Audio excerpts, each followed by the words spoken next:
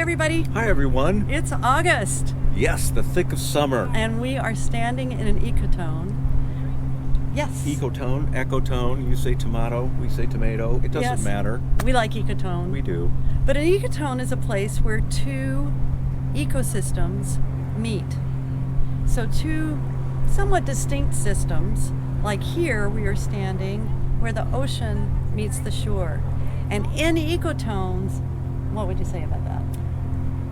They're so cool because they're very rich.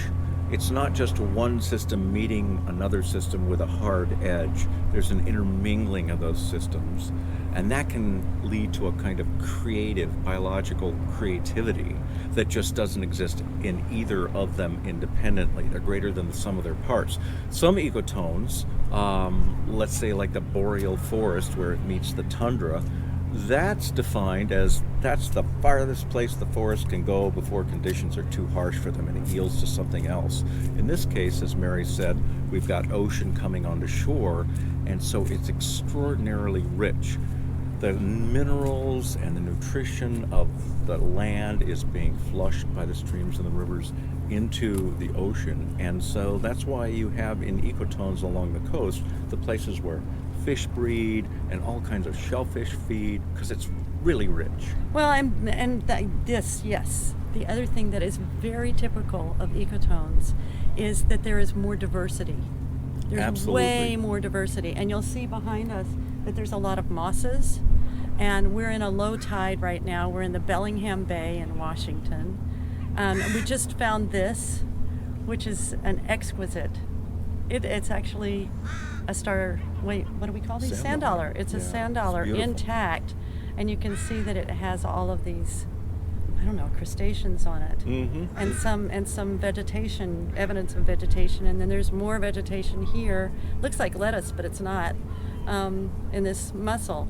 So anyway, we are in this place that is very rich with life, extra rich, and so there's plenty of beautiful diversity and rich life in the center of any ecosystem. So for example, in a forest, you will have the trees, you will have whatever is working with the soil and whatever the ground cover is, you will have the birds, you will have the mammals that are a part of that system.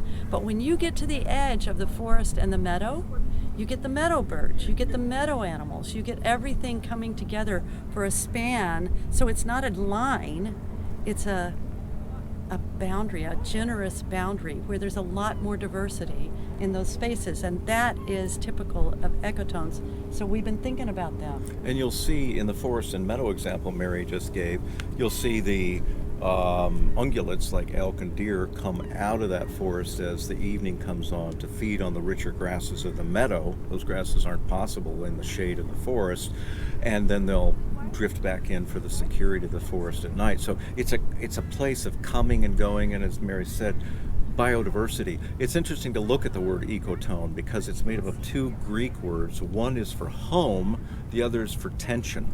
So if you literally translate ecotone, it's home tension.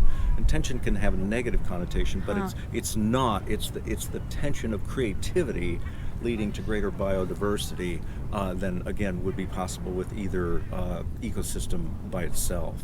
So we've really been thinking about the ecotones. We love to think about them anyway.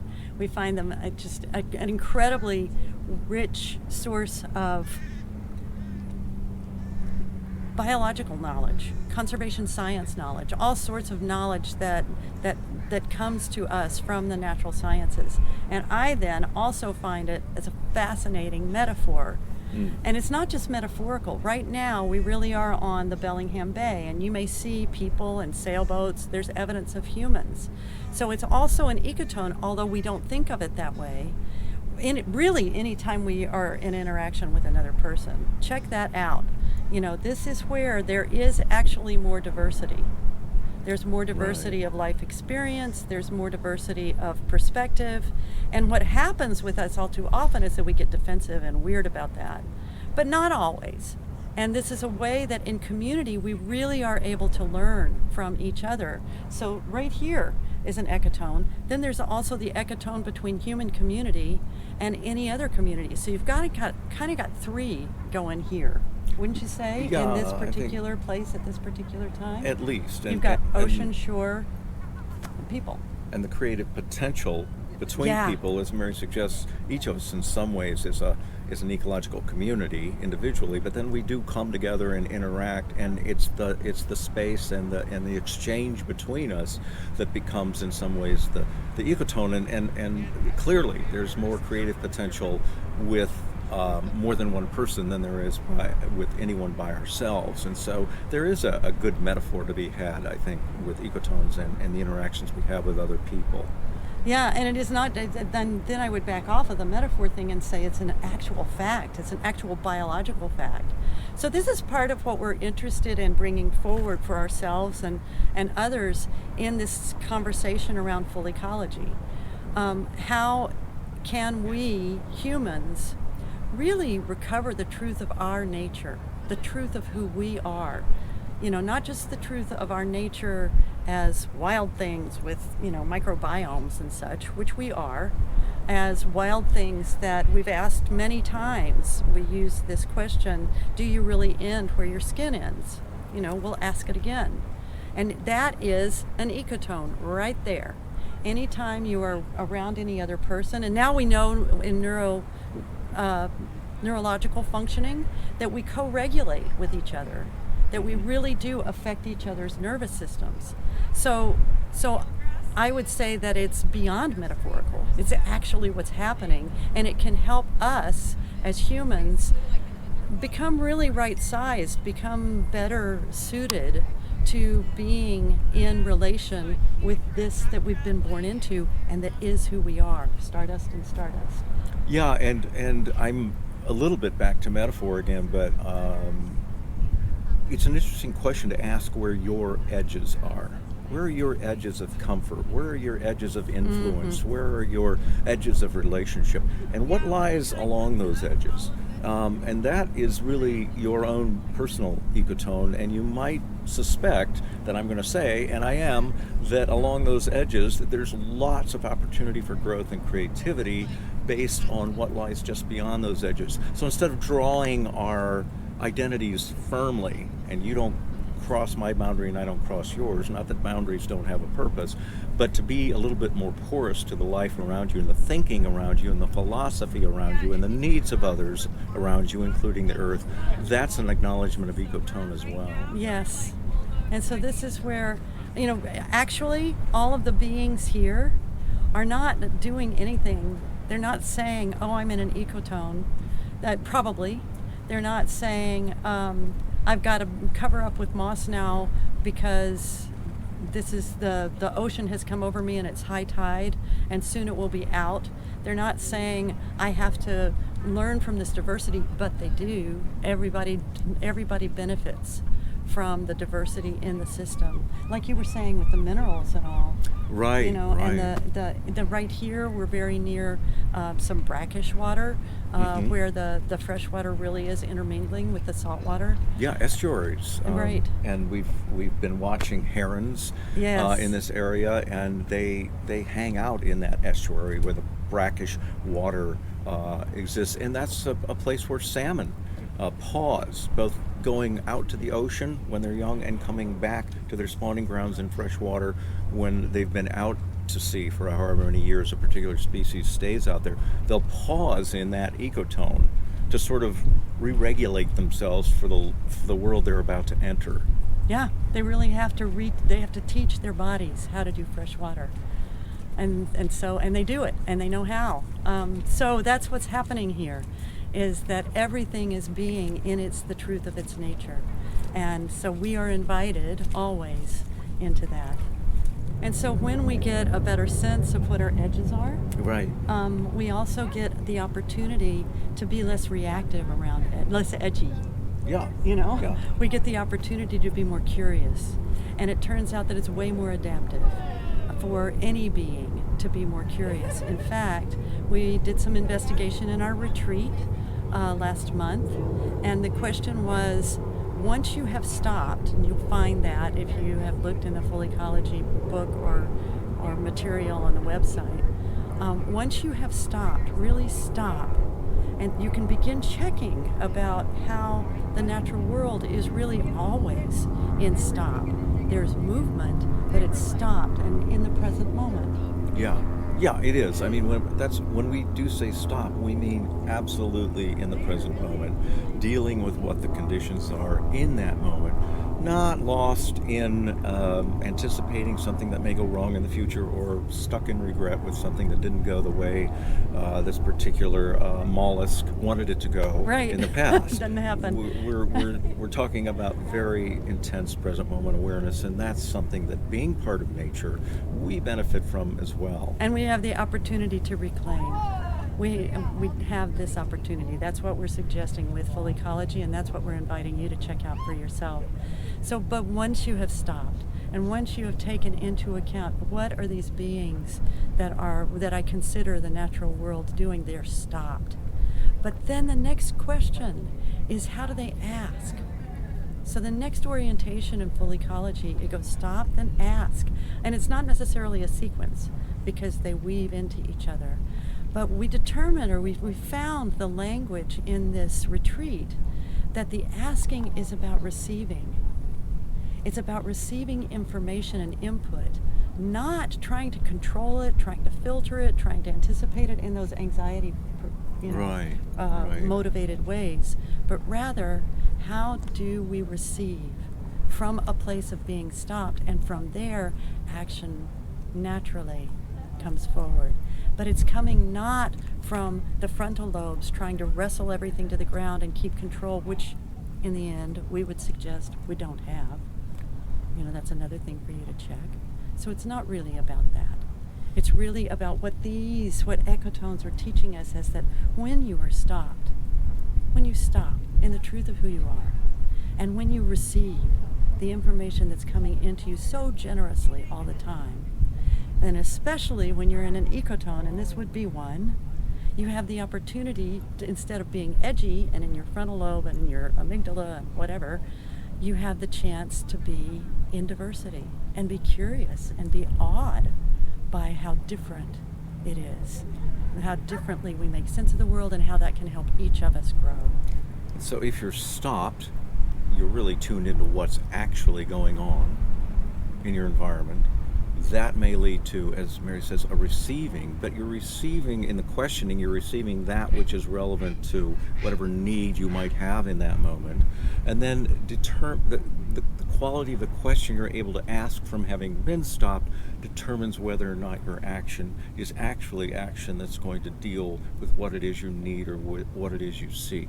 So if you don't have the ability to ask the right question, you're not going to have the ability necessarily, in fact almost certainly so, to take the right action. And we're in a time and in a world beyond our personal relationships that really need us to be able to come up with right action. Yeah, and I would say that maybe this is back to the tension of ecosystems. What we have within human community is collision after collision after collision of social ecosystems. And we are edgy instead of in the truth of who we are. And so the kind of, it can feel counterintuitive to not get reactive about the headlines, to not even fuss over the headlines. It can feel counterintuitive not to be reactive to anything, but rather to be stopped. To stop. How radical is that? To stop like the natural world is stopped. This can be, we suggest, quite healing to the way that humans are in nature, as nature, with each other, and with the natural world. So it's not transactional. It's not, I'll do this if the natural world will do that. I'll do this if you will do that. It's more the opportunity is for transformation, which is what every time the tide comes in and goes out, this ecotone experiences. When it comes in, it's still ecotone, and stuff is happening more at the edges up there. When it goes out, stuff's happening through this whole wide, generous boundary. Yeah, and we definitely understand the temptation to resist the notion of stopping, especially in the face of something as significant as climate change. Like, we can't afford to stop, we've got to take action now. It's true, but we do have to take action that's thoughtful and that's actually anchored in having asked the right question and seeking the right improvement, I guess, of our relationship with the natural world and the reclaiming of ourselves as the natural world. So we're not suggesting you put your hands over your ears and go, la la la, I don't want to deal with climate change. It's really a process that is served beautifully by that stopping. And you can see it in the natural world. If you doubt it, if you have any need to put a lot of words on it that make it fit with your, if you doubt it, go outside. Look outside. If you can, get outside. Look outside, breathe the air, feel what it is to be that which you are, which is in total relationship with the natural world, such as it shows up around you. And so ecotones are a place where we can be invited especially into the diversity that's available when we stop, really stop, and receive the information that's coming in, and then watch what happens from there in our action, because that action is responding to the current circumstance, not to some contrivance, to the current circumstance. We don't know what's going to happen with climate change. We can't know, but we can keep showing up in these wild and precious lives. We can keep stopping, receiving information, watching what happens. And the fourth orientation in full ecology is inspire. And naturally, you are inspiring to others, and you are more open to the inspiration of everything when you are in that stopping and asking. So that's where we get less edgy and less into our addiction to believing that we're separate from all else. Just play with that. Just check that out, because this is what we're inviting, and what we experience the natural world inviting us all back home to the truth of who we are, which is right-sized and in complete kinship with everything that's around us. Something I've been playing with lately is imagining what is in a given day. Not that your personality doesn't change across hours, let alone days, but some days I feel like I'm a rock solid shore, and maybe somebody I'm dealing with, a friend or a coworker, is this roiling ocean that with wind whipping the waves. It seems like we're entirely apart from each other, but there is, again, at the ecotone, the edges of where I am in that hour, in that day, and where they are in that hour, in that day. There is still exchange, and there is still much to be respected and much to be gleaned from that intersection of our personalities on a given day. Yeah, the first thing you did was, early in this conversation, you described ecotones as a place where there was creativity. Yeah. And I would say that what Gary's just talking about is the curiosity that is the alternative to being edgy. Mm-hmm. And curiosity, I think I said earlier, is the way of receiving and learning and seeing the beautiful diversity in any ecosystem all by itself, but certainly at ecotones. And again, Ecotones. back to home tension. Home tension. Yeah. The tension that you perceive perhaps in somebody around you, in a situation around you, it's there, but it doesn't just threaten. It also is That's a gateway into deeper insights for both of you coming together. So thank you for being with us thank you. in August. Yeah, we're not going to have a deep dive again this month. But I'm just thinking, and we may not follow through on this. We may come up on another topic. We may locate ourselves in another ecotone next month and continue this, because this would be a great conversation for us to have in a deep dive. And so stay tuned for that. Please check out our website at www.fullecology.com. And in the meantime, enjoy this last wonderful expression of summer in the Northern Hemisphere. And please be in touch with us at connect@fullecology.com. That's our email address. Yeah. And look, you can see one more time Yep. the sand dollar. Enjoy. All right. All right. See you next month.